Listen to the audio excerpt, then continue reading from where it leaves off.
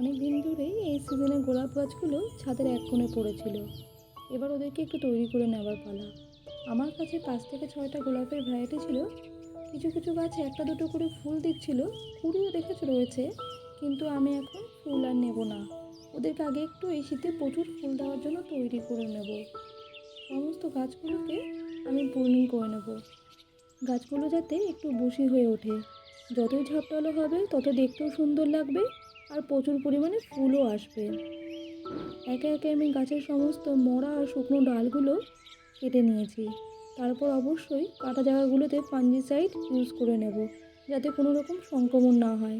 এরপর গাছগুলো নিউ গ্রোথের জন্য দরকার খাবার। আমি এখানে ভার্মি কম্পোস্ট, কাউডাং, নিমকুচি গুঁড়ো আর নিমখোলের একটা মিক্সচার তৈরি করে নিয়েছিলাম, ওটাই দিয়ে দিলাম, গাছের গোড়ার মাটি একটু হালকা করে নিয়ে।